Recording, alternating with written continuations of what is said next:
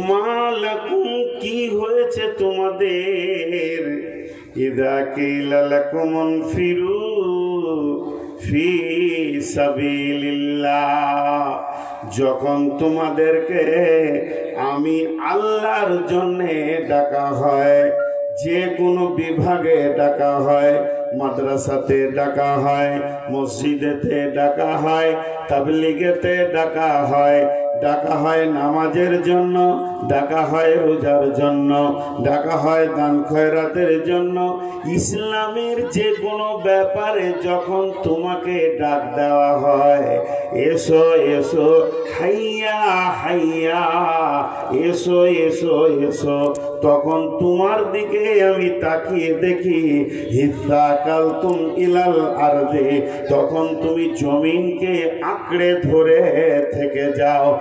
আল্লাহ আবার প্রশ্ন করছেন, আরাজিতুম বিল হায়াতিদ দুনিয়া, ও মুসলমানের দল, ও ইমানের দল, ও নয়ন দাগার রাত্রির আজকে সবার শ্রোতার দল, তোমরা কি রাজি হয়ে গেছো দুনিয়াটাকে নিয়ে?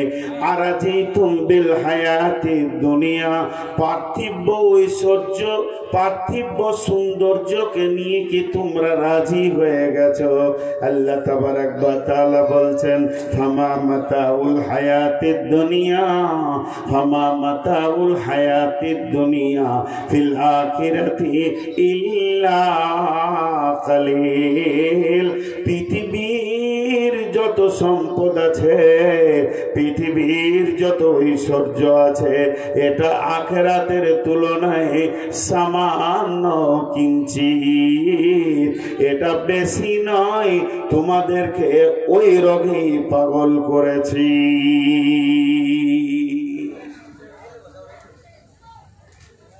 তোমাদেরকে ওই রোগী পাগল করেছে। আজ আমরা পাগল, পাগল মন, মন রে মন কেন এত কথা বলে,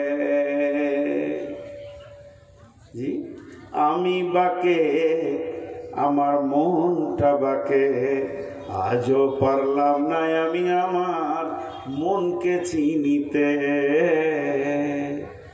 মনকে আমি যতই চাই যে বুঝাইতে, মন যে ততই চায় প্রেমের খায়েশের ঘোড়া ছোটাতে।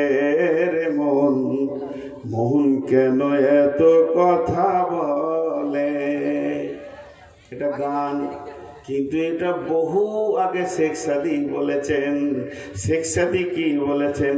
হামাবা চেহাল সালে উমরে আজি জদ গুজাস, চেহাল সালে উমরে আজি জদ গুজাস, মিজাজে তুজ আলি তিফলি নিগাস, হামাবা হাওয়া ও হাওয়া সাখতে, দমে বা মিসালে ন পরদাখতে, মকুন্তা এবার উমরে না পায়দার, মবশ মনজবাজি ও রোজগার, দিলহার কিবনে হাদ খওয়ানে করম, বসদ নামদারে জাহানে করম, করম নামদারে জাহানাত কোনাত, করম নামদারে জাহানাত কোনাত, আজি যে করমদার। যা ভুলে গেছি, বহু পুরাতন কবিতা বলছিলাম।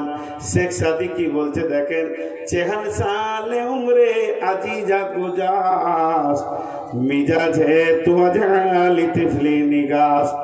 জীবনের 40টা বছর অতিক্রম তুমি করে দিয়েছ। সূর্য যখন উঠে 12টা পর্যন্ত সে উঠে, তারপরে যখন ঢলতে শুরু করে সে তখন ডোবে। হে মানুষ, তুমি 40 বছর পর্যন্ত উদীয়মান। যেদিন তোমার 40 বছর অতিক্রম হয়ে যাবে সেদিন তুমি অস্তিত্বমান, তোমার গতি এবার কমতে শুরু করবে। তা শেখ সাদি বলছেন 40টা বছর তুমি পার করে দিলে, এখনো তোমার ভিতরে থেকে বাচ্চা বাচ্চা ছেলের মতো বাচ্চা সুলভ চরিত্রটা এখনো গেল না। শুধু কেন এটা হয়েছে তোমার এটা হওয়ার একটাই বরং কারণ, তুমি চলো না কোরআনের ওপরে, তুমি চলো না কোনো হাদিসের ওপরে, তোমার জিন্দেগির কোনো গাইড নাই, তোমার জিন্দেগি চলার জন্য কোনো মডেল নাই, আইডিয়াল নাই। তোমার মন যা চায় তুমি তাই করো। হামা বা হাওয়া ও হাওয়া সাথে দামে বা মিসালে না পরদাতে। তোমার মনটা যেমন চায় মনের ঘোড়াতে লাগাম দিয়ে তুমি উড়ান দাও। অতএব হে মুসলমান, তুমি একটা বার ভাবার চেষ্টা করো, পৃথিবী তোমার আসল ঠিকানা নয়।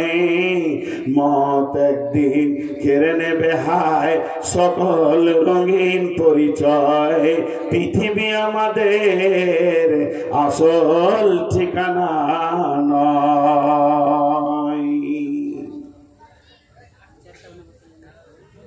আমাদের রোগ হচ্ছে পৃথিবী, নিশা, নোংরা কথা বলছি, বোতল বোতল, এটা পানির বোতল, মদের বোতল খায় মানুষ, ইনজেকশন নেই, আঠা সঙ্গে কত রকম নিশা যে পৃথিবীতে এসেছে, হিরোইন আছে।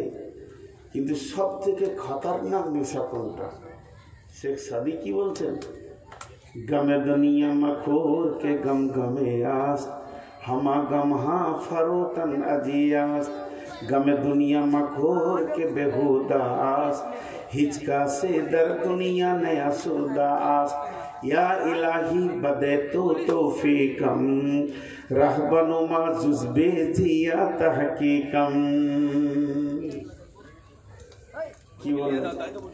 কোন লোক যদি সকালে মদ খায় বিকালে তার নিশা কেটে যাবে। কোন লোক যদি রাত্রিতে শোয়ার সময় হিরোইন খায় সকালে তার নিশা কেটে যাবে। কেউ যদি বিকালে ইনজেকশন নেয় ঘুমাবার সময় রাতে তার নিশা কেটে যাবে। পৃথিবীর বুকে যত নিশা আছে চিরদিন সঙ্গী হয় না। নিশাগুলো একবার সেবন করা হয় আর একবার কেটে চলে যায়। কিন্তু এমন একটি বোতল আছে বন্ধুরে, যে একবার পান করবে, এই বোতলকে যে একবার সেবন করে নেবে, ওর নিশা কাটানোর আর কোনো সময় নাই। যতদিন ওর কাছে আজরাইল না আসবে অতদিন ওর নিশা কাটবে না। তাই শেখ সাদি বলছেন, গামে দুনিয়া মাখর কে বেহুদা আস, হিচকা সে দর দুনিয়া নয়া সুদা আস। দুনিয়া এমন একটা নিশা, দুনিয়ার নিশাটা এত গভীর নিশা, যতজন দুনিয়ার প্রেমে পড়েছে মতের আগে পর্যন্ত দুনিয়া তার পেছন ছাড়ে নাই, তাকে জড়িয়ে ধরে নিয়েছে। অতএব পৃথিবীর সব থেকে জঘন্যতম নিশা হচ্ছে দুনিয়ার নিশা। দুনিয়া একটা ভয়ানক। এই তোর মোবাইলের লাইট বন্ধ কর। এটা একটা ভয়ানক নিশা। এই নিশাটা কে খায়? শুধু মাতালে লাই, হাজি গাজী মৌলভী মৌলানা মুফতি মুহাদ্দিস সবাই খায়। ওই নিশাতে আমিও জড়িত। আর দুনিয়ার নিশা জীবনে কাটবে না। একটা উদাহরণ দিলে বুঝি আপনাদের সামনে। উদাহরণটা মন দিয়ে শুনবেন। সাপের সঙ্গে ব্যাঙের বন্ধুত্ব হয়েছে, জীবনে হয় না, গল্পে হয়। তো সাপ ব্যাঙকে বলছে, ভাই তোমার অভ্যাস খুব খারাপ, তোমার অভ্যাস খুব খারাপ, তুমি লাফাইলি পেচ্ছাপ করো, এত নোংরা স্বভাবের মানুষের সঙ্গে আমার বন্ধুত্ব হয়ে গেছে।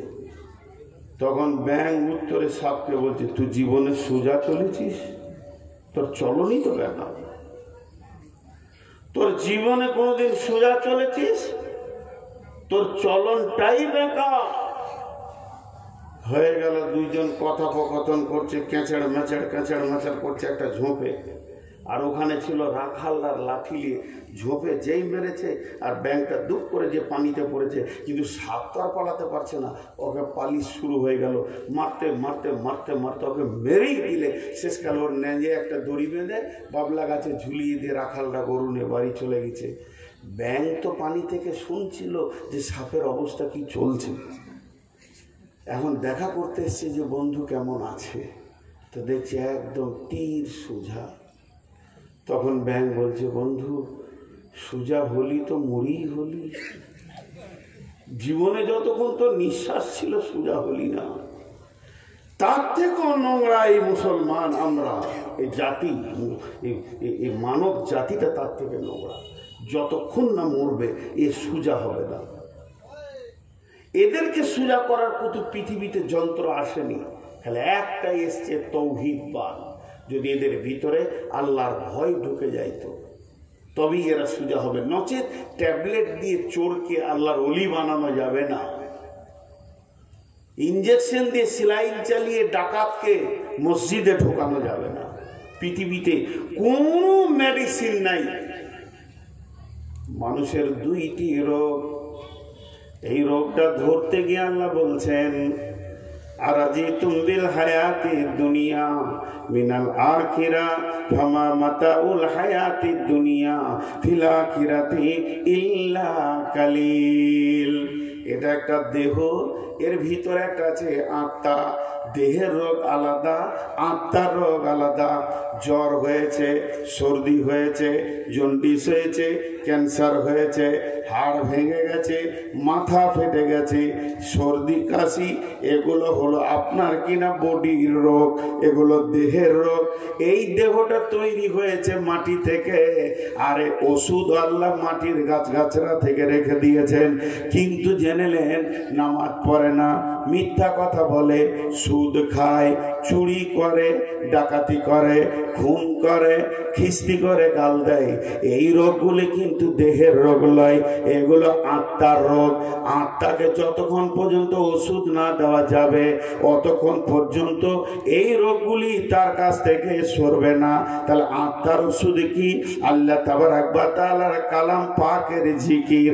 আল্লাহ তাবারাক ওয়া তাআলা বলেছেন, বিসমিল্লাহির রহমানির রহিম, আলা বিযিকিরিল্লাহি তাতমাইন্নুল কুলুব।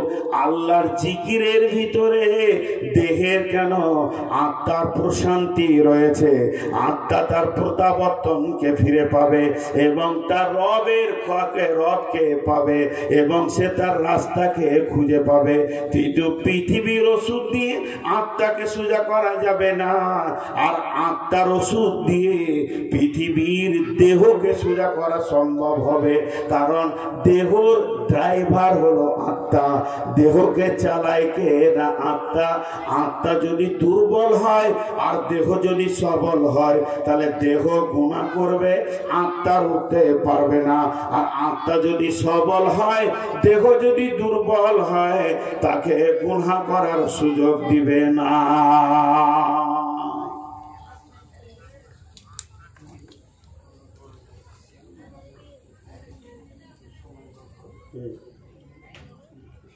আমি তো ওটা ছেড়ে দিচ্ছি, তাহলে আর একবার ধরো। পাগলা পেয়েছে, মেন্টাল রুগী পেয়েছে না? কোরআনের তফসির করতে করতে অর্ধেক ছাড়বো, দেন যাকে দিয়ে যাবে। বাংলাদেশের মন্ত্রীকে ছাড়িয়ে একটা কোরআনের তফসির চলছে, কোরআনকে বেঁচে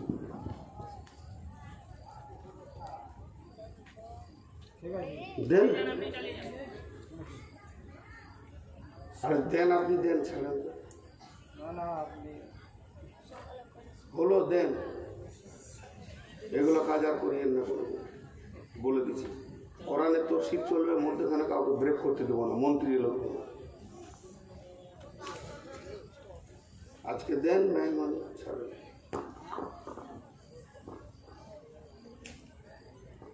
মূল্যবান আলোচনা আপনারা শুনছিলেন। এটা আমাকে মোটেই হতো, আমাকেও ভালো লাগছে না, কিন্তু যখন আমাদের সম্মানিত মেহমান আমাদের কাছে উপস্থিত আছেন আর ওনাদের সময়েরও খুবই অভাব, তো যাই হোক বড়বাবুকে আমি খুব সংক্ষিপ্ত আকারে কয়েকটা উপদেশ বাণী আমাদেরকে দেওয়ার জন্য একটু অনুরোধ করছি।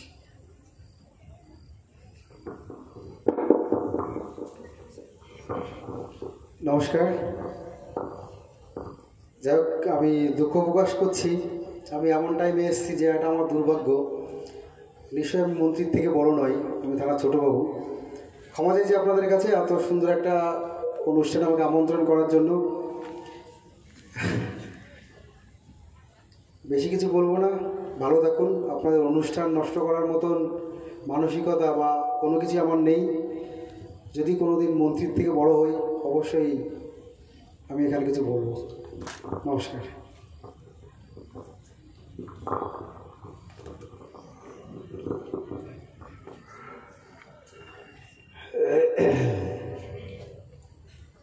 তো আমি আপনাদের সামনে যে কথা বলছিলাম, রোগ দুটা, একটা দেহের রোগ, একটা আত্মার রোগ। পৃথিবীর বুকে দেহের রোগ আছে। একটা লোক মিথ্যা কথা বলে, মদ খায়, চুরি করে, ডাকাতি করে, খুন খারাপি করে, এটা দেহের রোগ না আত্মার রোগ?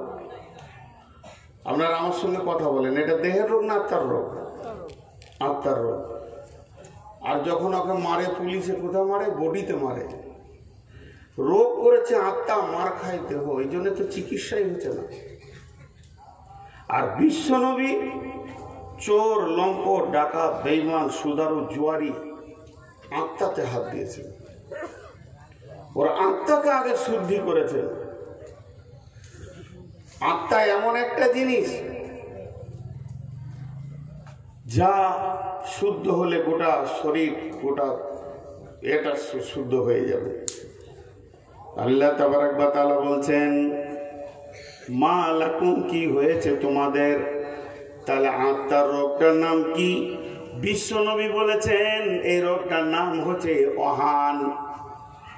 বিশ্বনবী বলেছেন এই রোগটার নাম করুণা নয়, এই রোগটার নাম করুণা নয়, ক্যান্সার নয়, রোগটার নাম অহান। অহান কি জিনিস? অহান কাকে বলা হয়? সাহাবীরা প্রশ্ন করলেন, নবীজি শিষ্যরা প্রশ্ন করলেন, আল্লাহ নবী তার উত্তরে বললেন, হুব্বুদ দুনিয়া কারাহিয়াতিল মউত, যে পৃথিবীকে বেশি মহব্বত করবে এবং ঘৃণা করবে মওতকে। পৃথিবীর বেঁচে থাকা, পৃথিবীর ঐশ্বর্যকে যে আপনার কিনা গ্রহণ করে নেবে এবং ঘৃণা করবে মওতকে, আমি মরব না, আমি যাব না, আমি পৃথিবী ছাড়ব না, এই জিনিসটা যে মনে করে নেবে তার নাম হচ্ছে অহান। আর মানুষ যখন অহান রোগে ভুগবে, তাকে পৃথিবীর যত গুনাহ আছে সবাই এসে গ্রাস করবে।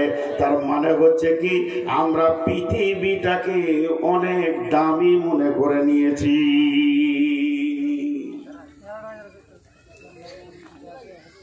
শুধু আপনি নয়, আমিও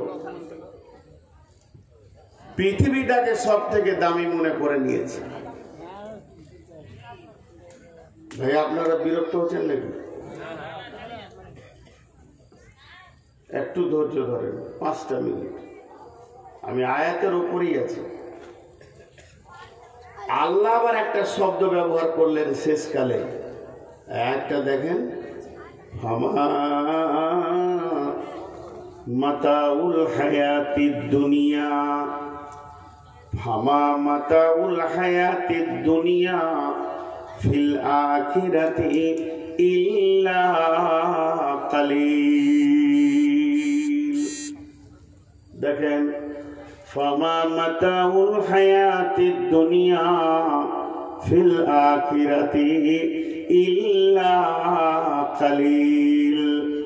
দুনিয়ার যত সম্পদ আছে তা হচ্ছে দুনিয়ার যত সম্পদ আছে ফামা মাতাউল হায়াতিদ দুনিয়া ফিল আখিরাতি ইল্লা কালিল, আখিরাতের তুলনায় সামান্য কিঞ্চিৎ। দুনিয়ার যত সম্পদ আছে আখিরাতের তুলনায় সামান্য কিঞ্চিৎ। তাহলে ভাগ করবেন কি করে, কতটা? এই দুনিয়াটা আখিরাতের তুলনায় সামান্য কিঞ্চিৎ কতটা, এর গাদা গাদা গাদা গাদা কথা আছে। তিন চারটি বলবো মাত্র, আপনাদের কাছে বেশি লম্বা চওড়া বলবো না। জি, আপনারা কি কোনো মন্তব্য করছেন? বলেন, মনে কিছু প্রশ্ন এসছে থাকলে বলেন।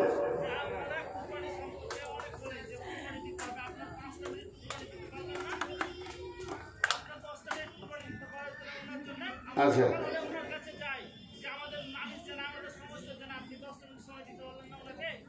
আমি দিইনি সময়। আচ্ছা বেশ, এবার আমি বলি, এইটা আগে না ওইটা আগে? এইটা আগে না ওইটা আগে? তা আমারটা শুনতে হবে তো, এইটা আগে না ওইটা আগে? আপনাদের টাইম ঠিক করতে দাঁড়ান, আপনি বেশি বুঝেন নাকি? কোরআন বেশি, এই দাঁড়ান এখানে, কোরআন বেশি সম্মান রাখে?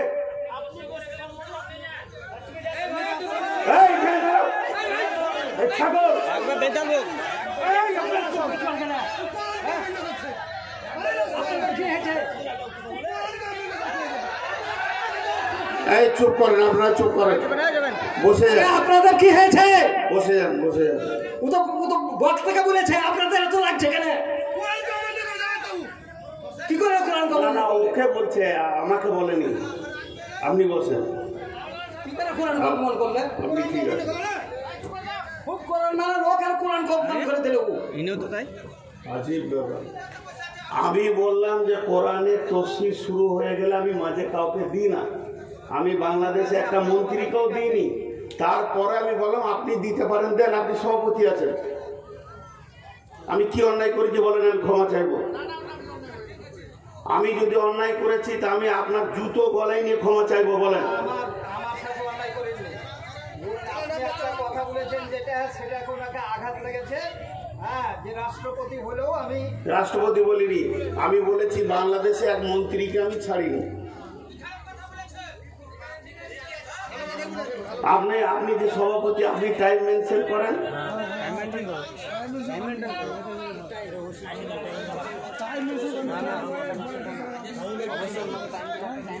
এই জন্য আজকে মুসলমান মার খেয়েছে ভাই।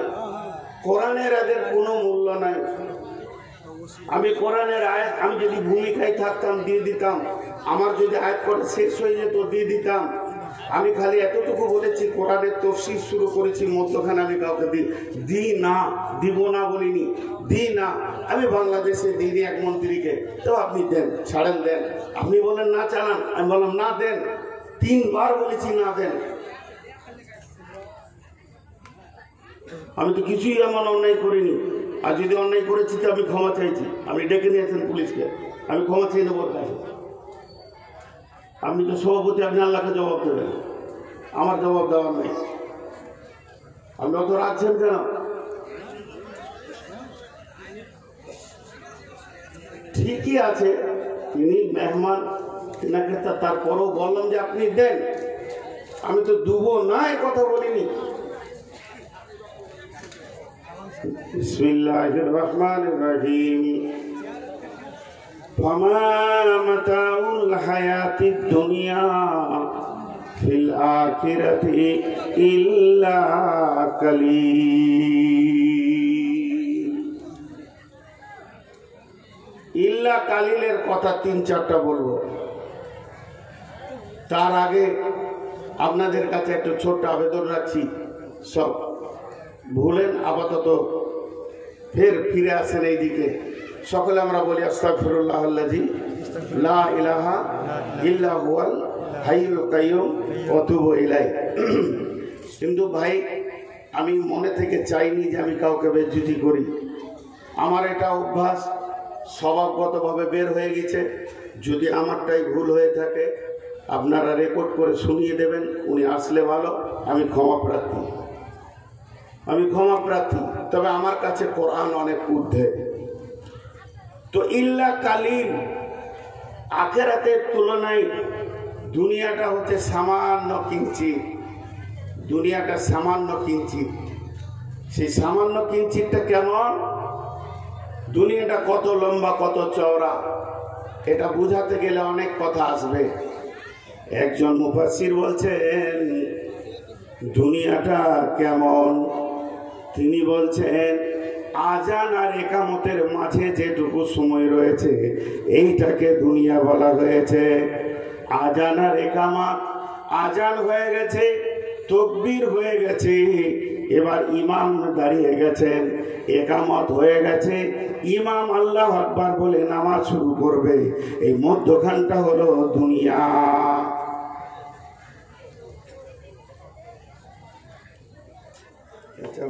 খারাপ গলাটা গেল। এই মধ্যখানটা দুনিয়া কেমন? এক জায়গায় আমি প্রশ্ন করছিলাম, আজকে সেই প্রশ্নটা করছি। আপনাদের যে মানুষ কাঁধে করে নিয়ে কবরস্থানে যায়, সেই কবরস্থানে গিয়ে জানাজার সালাত হয়, তো জানাজার সালাতের আজান হয় না, কিন্তু হয়। এটা একটা সাইকোলজিস্ট বলছি, কোরআনে, বুখারী, মুসলিম, আবু দাউদ, নাসাইর কথা বলছি না। একজন ইসলামী চিন্তাবিদ বলছে, শুনে লাও, প্রত্যেকটি মানুষের একটা করে জামাত আছে।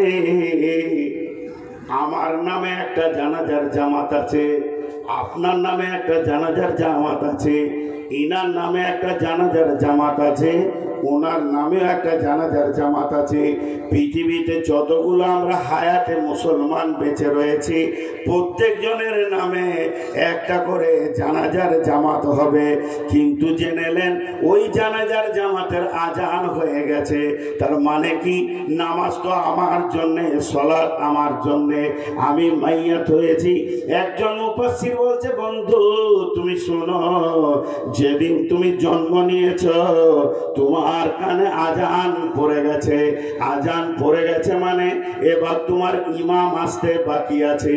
ইমাম এসে আল্লাহু আকবার বলে তহরিমা বেঁধে দেবে। তোমার জীবনটা, তোমার দুনিয়াটা সেদিনই শেষ হয়ে যাবে। জানাজার নামাজটা বাকি আছে। অতএব বন্ধুরে, ওই আজান আর ইমামের তহরিমা পর্যন্ত সামান্যটুকু টাইম তোমাকে দেওয়া হয়েছে, এর নাম হলো দুনিয়া। ফামা মাতাউল হায়াতিদ দুনিয়া ফিল আখিরাতি ইল্লা কালিল। দুনিয়ার ভিতরে যত সম্পদ আছে আখিরাতের তুলনায় সামান্য কিঞ্চিত। এটা একটা গেল। শেখ সাদি কি বলছেন? जहाँ आए बिरादर नुमानत बकर, दिलंदार जहाँ फरी बंदोबस्त, मकुंता के एबार उम्र के दुनिया पोस्ट के बेसियार कासे चेतु परवरदा कोस्ट चुआहंगे राफ्तान कुना जाने पाक चेबर तकते मुर्दाने चेबर रुए खाक। শেখ সাদি বলছেন এই পৃথিবীটা কেমন? আসমানের নিচে জমিনের উপরে যে ফাঁকা জায়গাটা রয়েছে, একে খবরদার বিশ্বাস করিও না। এর প্রেমটাও হলো ধোঁকা, এর ভালোবাসাটাও হলো ধোঁকা। যাহা আয়ে বেরাদার নুমানাত বাকার, দিলান্দার যাহা ফারি বন্দোবাস। এই দুনিয়াটা কেমন ধোঁকা শুনে লাও।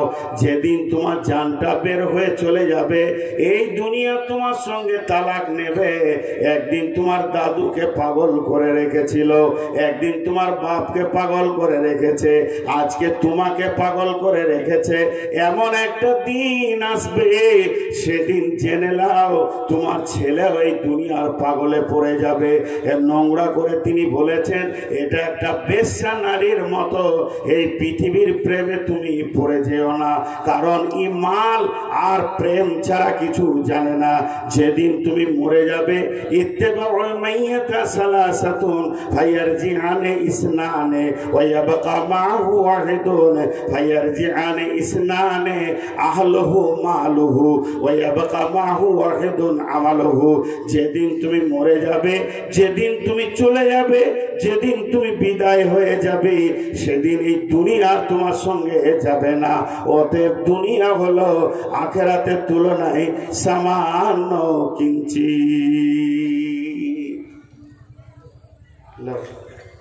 দুনিয়ার মূল্যটা খালি দেখেন, এরকম একটা দুটা 10টা 20টা করে দেখানো যাবে।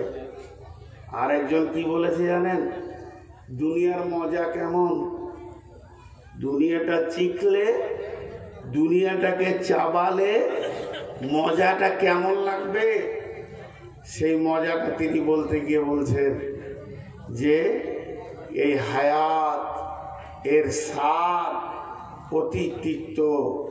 এটা একটা গাছ, এই গাছের একটা ডাল, এটা একটা গাছ, এই গাছের একটা ডাল, ওই ডালে একটা মানুষ ঝুলছে, ওই ডালে একটা মানুষ ঝুলছে, আর তার পায়ের নিচে একটা ক্ষুধার্ত বাঘ হাঁ করে তাকিয়ে আছে। খালি পড়লেই ওকে খাবে, ও যেই পড়বে ওকে চাবিয়ে খেয়ে নেবে। কিন্তু ডালটা কষ্ট করে ধরে আছে, পড়ছে না। আর ওই ডালের গোড়াটা এইখানটা দুটা ইঁদুরে কাটছে, একটা সাদা ইঁদুর, একটা কালো ইঁদুর, কটকট কটকট কটকট করে পালাক্রমে কেটে যাচ্ছে। তাহলে এই লোকটার জীবনটা কত মজার। নিচে চাকাইছে বাঘ, ওপরে যদি ডালটা ধরে আছে তো দুটা ইঁদুরে কেটে দিচ্ছে। এই লোকটার জীবনের স্বাদ কেমন? পৃথিবী হে মানব, তোমার জীবনের স্বাদ ওই রকম। কেমন?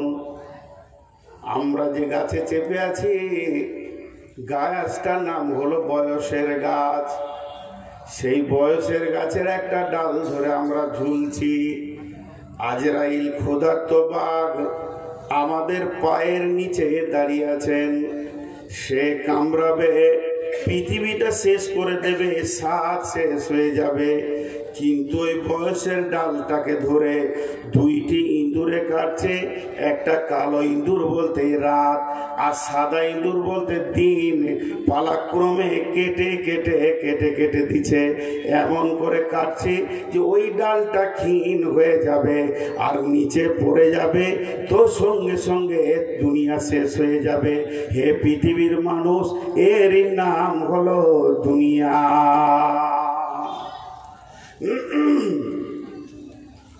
এর নাম হলো দুনিয়া। আজকে আমরা দুনিয়াকে বিরাট মনে করেছি। আমরা কেন, আপনারা সবাই মিলে এক মনে করেছেন।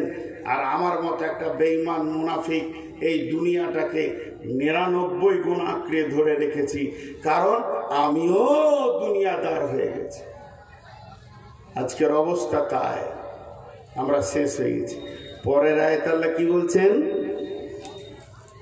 ইল্লা তানসুরু ইল্লা তানফিরু। এবার হুমকি দিচ্ছেন আল্লাহ। এতক্ষণ বুঝিয়ে বুঝিয়ে বললেন, এবার হুমকি দিচ্ছেন আমাদেরকে, আপনাকে, আমাকে, সকলকে।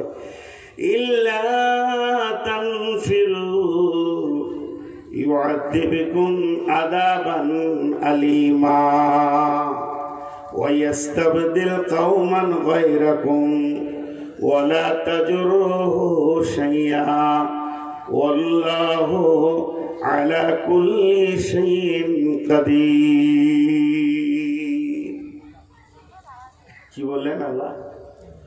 যদি তোমরা না বের হও কোরআনকে বাঁচানোর জন্যে, দ্বীনকে বাঁচানোর জন্যে, মসজিদকে বাঁচানোর জন্যে, মাদ্রাসাকে বাঁচানোর জন্যে, যদি তোমরা মুজাহাদা না করো, জান না লাগাও, মাল না লাগাও, সেখানটাকে যদি রিপেয়ার করার চেষ্টা না করো, সুদারুর হাতে যদি না ধরো, আর জুয়ারির পায়ে যদি না ধরো, মাতালের পা দুটি যদি না ধরো, বেপর্দা নারীকে যদি পর্দার কথা না বলো, এক কথায় ইসলাম যে দুর্বল হয়ে গাছটা পড়ে যাচ্ছে, এই গাছটাকে যদি চারিদিক থেকে তোমরা না ধরো, গাছটাকে যদি মজবুত না করো, তাহলে কি হবে শুনে লাও, ইউআযিবুকুম আযাবান আলীমা, তোমাদেরকে আযাবে আলীম দেওয়া হবে, ওয়া ইস্তাবদিল কওমান গায়রাকুম ওয়া লা তাজুরুহু শাইয়া,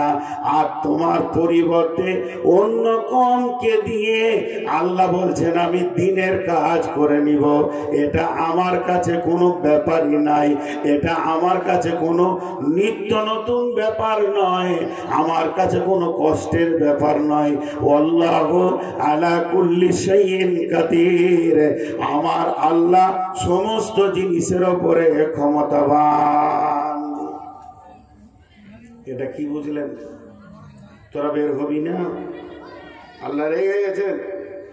আমার দিনকে বাঁচানোর ব্যাপারে তোদের ব্রেন মাল শক্তি লাগবে না তো শুনেলে তোদেরকে আগে আযাব দিব, ইউআযিবুকুম আযাবান আলীমা ওয়া ইস্তাবদিল কওমান গায়রাকুম, তোদের পরিবর্তে আমি অন্য কওমকে দিয়ে কাজ করে নিব। ওয়ালা তাজুরুহু শাইয়া, এটা আমার কাছে কোনো ব্যাপারই নাই। ওয়াল্লাহু আলা কুল্লি শাইইন কাদির, আল্লাহ হলেন সমস্ত জিনিসের উপরে ক্ষমতাবান। দেখেন আল্লাহ পারেন, আল্লাহ পারেন।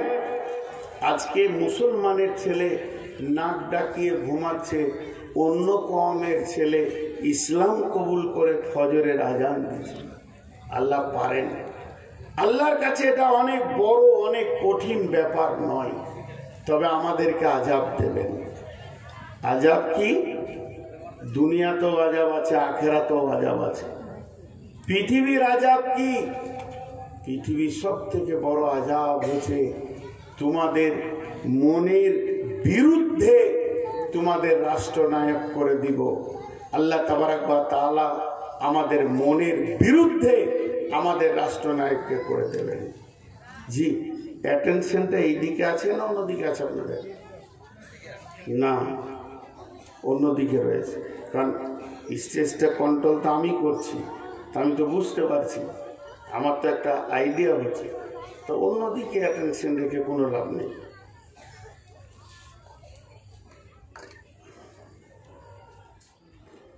অ্যাটেনশনটা এইদিকে রাখেন।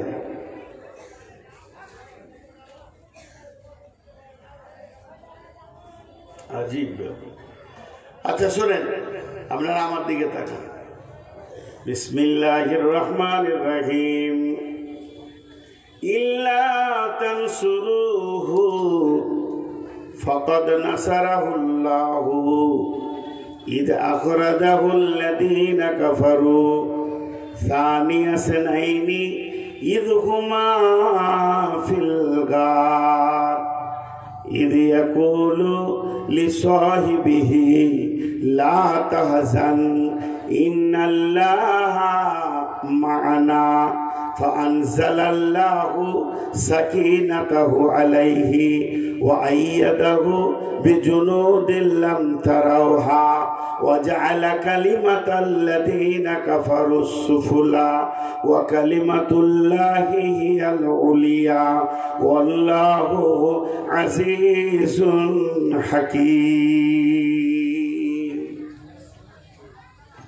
দেখেন ভাই, আবার একটা আয়াত পড়লাম এবং এখানে কয়েকটি তথ্যবহুল কথা আছে, তবে আপনারা মন বসাতে পারছেন না। তার একটা কারণ যে সাইড থেকে একটা আওয়াজ আসছে। তো আমি আপনাদেরকে দুটি কথা বলছি, যারা এখানে বসে রয়েছেন মনটা এইদিকে রাখেন, আর যারা রাস্তায় দাঁড়িয়ে আওয়াজ করছেন, যদি কিছু বলার থাকে, আমি নূর মোহাম্মদ বলছি, আপনি সামনে আসেন, আমাকে বলেন। আমার ভুল হলে আমি ক্ষমা চাইব, আর আমারটা ঠিক হলে আপনি বুঝে নেবেন। বিধায় সাইডে কথা বলে সভাটাকে নষ্ট না করে আপনাকে ভাই বলে ডাকছি, হে আমার ভাই, আপনি এখানে আসেন। সবাই আমরা এক হয়ে যাব। আমার যদি ভুল থাকে, ভুলওয়ালা ব্যক্তি ক্ষমা চাইবে, এটা তো লজ্জার কিছু নয়। তো আমি আপনাকে দাওয়াত দিচ্ছি, সাইড থেকে সভাটা নষ্ট না করে আপনি এখানে আসেন। আমি আপনাকে ভদ্রভাবে বলছি, আপনার গালে আমার থাপ্পড় বসানোর দরকার নেই, আর আমার গালেও আপনার থাপ্পড় বসানোর দরকার নেই। ভুল হয়েছে, কারো একটা হয়েছে, যাই হোক, অতএব আপনি এখানে আসেন, আমি ডাকছি। আর আপনারা মন দিয়ে শুনেন। আর মন দিয়ে শুনবে কি করে, মানে মনটা তো ওই দিকে চলে যাচ্ছে। যদি আপনি না আসেন, আপাতত মুলতবি করে দেন, দিয়ে বাড়ি যান আপনারা। আমি খারাপ কথা কিছু বলিনি। আপনারা যদি চান এখানে আসেন, আমি আপনার সঙ্গে কথা বলবো, মিষ্টি সুরেই কথা বলবো। জি, এবার আল্লাহ কি বলছেন?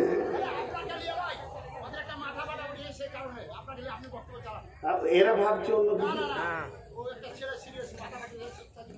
আচ্ছা, একটা স্বেচ্ছাসেবকের ছেলের মাথা ফেটে গেছে, ওই নিয়ে ওখানে আলোচনা হয়েছে।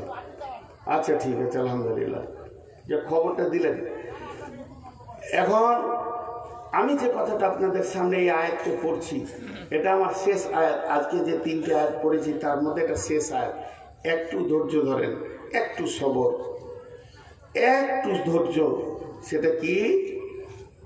ইল্লা তানফিরু ইল্লা তানসুরুহু ফাকাদ নাসারাহুল্লাহু ইদ আখরাজাহুল্লাযীনা কাফারু সানিয়া সানাইনি ইদ হুমা ফিল গার ইদ ইয়াকুলু লিসাহিবিহি লা তাহজান ইন্নাল্লাহা মা'ানা ফাআনজালাল্লাহু সাকিনাতাহু আলাইহি ওয়া আইয়াদাহু বিজুনুদিন লাম তারাওহা।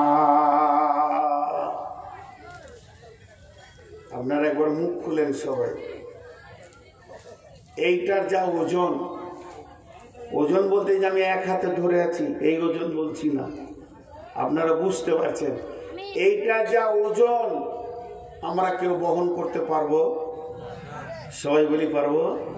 আল্লাহ বলছে, আল্লাহ ওটা বলছে, তোরা মদদের জন্য খালি একটু পাটা আগে বাড়া, বাকি আমি তোদের সঙ্গে আছি। আর আল্লাহ যদি সঙ্গে থাকে তাহলে এর ওজন বহন করা সম্ভব কি সম্ভব নেই? সম্ভব। এবার একটা উদাহরণ দিব। দাদু, পৃথিবীতে একটা সম্পর্ক হচ্ছে দাদু আর পোতা। পোতার সঙ্গে দাদুর এত মহব্বত, ই যত ছোট ওই 2.5 বছর 3 বছরের, আর দাদু হচ্ছে 73 বছরের। তো দুইজনের বন্ধুর মতো মহব্বত, দুইজনের আপোষ কত বন্ধুর মতে তারা আপোষে থাকছে, ঘোরাফেরা সব কিছু। এখন ঘটনা হয়েছে কি, দাদু আমার মতো সুগারের রোগী, উনি রাতে রুটি খান। তো বৌমা বলছে, আব্বাজি, মানে পুতার মা, বৌমা দাদু বলছে, আব্বা 20 কেজি গম দিচ্ছি, একটু পিষে নিয়ে আসেন, ময়দা করে নিয়ে আসেন, রাতে রুটি খাবেন।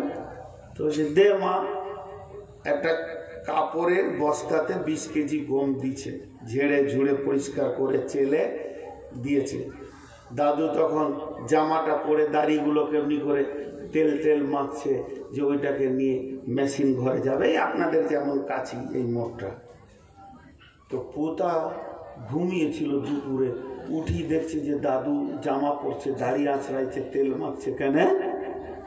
তাহলে ব্যাপার আছে, জিলাপি খাওয়ার কোনো খবর আছে? ওর সঙ্গে যেই তো জিলাপিটা খায়। তো বলছে, দাদু আমিও যাবো, উল্টা করে জামাটা পরে লেগে নিজে দিয়ে দাদুর কাছে হেসে হাজির। দাদু দেখছে এ তো 20 কেজি, এটাও 20 কেজি, তা আমার তো 40 কেজি হয়ে যাচ্ছে, কিন্তু কঠিন ব্যাপার হলো। তখন ওকে মাইনাস করবে, বুদ্ধি করছে কি, বাঘ এসছে, বাঘ রাস্তায় বাঘ আছে, বলছে বাঘকে মারবো। বলছে বন্যা হয়েছে, বলছে লাফিয়ে চলে যাব। কোনো রকমে ওকে মাইনাস করা যেছে না। শেষকালে বুদ্ধি বের করেছে কি, দাদু ভাই, কি ভাই, ওই যে তোমার মা, ওটা আমারও বৌমা, তাহলে তোমার মা আমার মা, দুইজন মিলে একটা 20 কেজি বোমের বোঝা দিয়েছে। এইটাকে মেশিনের ঘরে গিয়ে পিষে ময়দা বানিয়ে আনতে হবে। তাহলে যদি তোমাকে আমার সঙ্গে এই মোড়ে যেতে হয়, তাহলে এই বোঝাটা তুমি অর্ধেক নিয়ে যাবে, আমি অর্ধেক নিয়ে যাব। 2.5 বছরের ছেলে 20 কেজি মাল নিয়ে যেতে পারবে? পারবে না। কিন্তু মাথা ভিড়িয়ে দিলে, দাও আমাকে আগে দাও। ও তো আর জানে না যে 20 কেজির ওজনটা কত। মাথাটা ভিড়িয়ে দিলে, দাও আমাকে আগে দাও, আমি অর্ধেক আগে নিয়ে যাই, তারপর আপনি অর্ধেক নিয়ে যাবেন। দাদু তখন এমনি করে বোঝাটা নিয়ে বলছে, লে ধর। ওর মাথায় দিয়েছে, লে। মাথায় দিয়েছে 20 কেজির বোঝা, খালি চুলে ঠেকে আছে। আর গোটা ওজনটা কার হাতে আছে? দাদুর হাতে। অতি ও কচি কচি হাত দুটাকে দিয়ে কি মাজা হিলিয়ে হাঁটছে। ও ভাবছে বোঝা আমি নিয়ে গেছি, পুরো 100-তে 100 বোঝা আমি নিয়ে গেছি। খেলার সাথীগুলো রাস্তায় খেলছে, তাই এমনি করছে, বলছে পারবি? মানে আমার মতো পারবি? বোঝা আমি নিয়ে গেছি। এই টেনশনে বেচারা কল কল করে ঘেমে গিয়েছে, গোটা শরীর প্যান্ট ট্যান্ট সব ভিজে গেছে। যেই মেশিন ঘরে গেল, বোঝাটাকে নামিয়ে দিয়ে দাদু বলছে, ভাই তুমি এনেছো। ওকে বড় করছে, তুমি এনেছো ভাই আমার, তোমার কত শক্তি, তুমি 20 কেজির মাল এনেছো। এখন আমার আটাটা পিসা হোক চাই না হোক, কারেন্ট থাকুক চাই না থাকুক, আমি রাতে রুটি খেতে পাই চাই না পাই, তুমি যে এসেছো জিলিপির লোভে, আগে তুমি জিলিপি লাও, আগে তুমি পাঁপড় লাও, তোমার প্রাপ্যটা আমি আগে মেটাবো, তারপরে আমি আমার কাজ করব। আল্লাহ এরকম বলছেন, হে পৃথিবীর মুসলমান, এইটার ওজন তোরা কেউ নিতে পারবি না, তবে বাচ্চাটার মতো খালি মাথাটা ভিড়া, তুই মাথা ভিড়াবি। ইল্লা তানসুরুহু ফাকাদ নাসারাহুল্লাহ, আমি আল্লাহর মদদ তোর মাথার কাছে চলে আসবি। আমি আল্লাহ তোকে ধরে নিব, মদদ টেনে নিব উপর দিকে, আমি আল্লাহর মদদ চলে আসবে। যে আল্লাহ একটা ঘটনা শোনাচ্ছেন, এই ঘটনাটা কে বলছেন? আল্লাহ বলছে কেমন? ইজহুমা ফিরগার, যেদিন বিশ্বনবী মক্কা ছেড়ে মদিনার দিকে যায়, আর দুইজন মিলে একটা গর্তে লুকিয়ে যায়। আর এই গর্তে যখন পৌঁছে যায় আবু বকর আর হযরতে নবী মুহাম্মদ সাল্লাল্লাহু আলাইহি সাল্লাম, তা আমি সেখানে তাদেরকে হেফাজত করেছি। তাদের গায়ে কেউ হাত দিতে পারেনি, তাদেরকে কেউ মারতে পারেনি, তাদেরকে কেউ শেষ করে দিতে পারেনি। তো আমি আল্লাহ তোমাকে ওই রকম মদদ করব, তোমার গায়ে কেউ হাত দেবে না, তোমাকে কেউ শেষ করে দিতে পারবে না। ইল্লা তানসুরুহু ফাকাদ নাসারাহুল্লাহ। তোমরা একবার ভেবে দেখো, তোমরা একবার চিন্তা করে দেখো, যেদিন সারা পৃথিবী ইসলামের বিরুদ্ধে চলে গেছে, মাত্র গুটি কয়েক লোক কালেমা পড়েছে, আর মক্কার লোকেরা তালোয়ারকে, ভুজালিকে আর বর্ষাকে ধার করে রেখে দিয়েছে, আর মারব, মেরে দিব, শেষ করে দিব, এই রকম নিয়ত করে রেখেছে। কিন্তু শুনে নাও, আমি সেদিন কি করেছিলাম? তাদেরকে হেফাজত করেছিলাম, তাদেরকে আমি এমন হেফাজত করেছি, তারা আমার গণ্ডির বাইরে ছিল, তারা আওতাভুক্তর মধ্যে এসে গেছিল। বেঈমানেরা তাদেরকে দেখতে পেল না। লাম তারাউহা ওয়া জাআলা কালিমাতাল্লাযীনা কাফারু সুফলা ওয়া কালিমাতুল্লাহি হিয়াল উলিয়া। কাফের বেঈমানরা চিরদিন নিচে চলে গেছে, আল্লাহর কালাম উপর দিকে উঠেছে। আল্লাহু আসিজুন হাকিম, আমার আল্লাহ সূক্ষ্মদর্শী, বড় কৌশলবিদ, তিনি সমস্ত কৌশল তিনি জানেন। তো আজকের বক্তব্যে আমরা কি বুঝলাম? আজকের বক্তব্যে আমরা কি পেলাম? আজকের বক্তব্যে আমরা পেলাম, পৃথিবীটা আমাদের আসল ঠিকানা নয়, পৃথিবী আমাদের আসল জায়গা নয়, আমরা ধোঁকার ঠুলি নিয়ে পৃথিবীকে জড়িয়ে ধরে পড়ে আছি, আঁকড়ে ধরে পড়ে আছি। তবে পৃথিবীতে আল্লাহ যে কাজগুলো আমাদেরকে দিয়েছেন, এই কাজগুলো যদি আমরা মজবুত করে করি, এই কাজের পেছনে যদি আমরা মজবুত করে সময় লাগাই, এই কাজগুলো আল্লাহর দেওয়া যেসব দায়িত্ব আছে পালন করি, তো আল্লাহর মদদ আমাদের কাছে আসবে।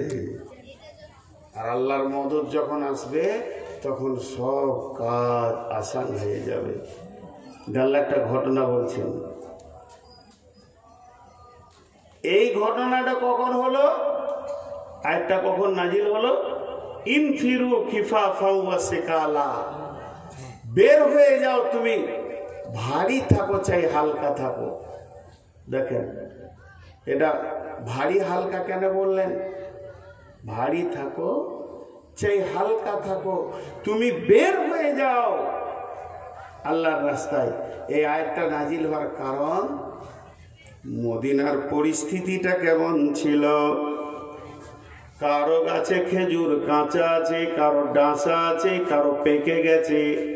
কেউ খেজুর কাটতে গাছে উঠেছে, কেউ নিচে আছে, কেউ দাঁড়িতে ওজন করছে, মাল দিতে রয়েছে, কেউ আড়তে মাল দিয়েছে।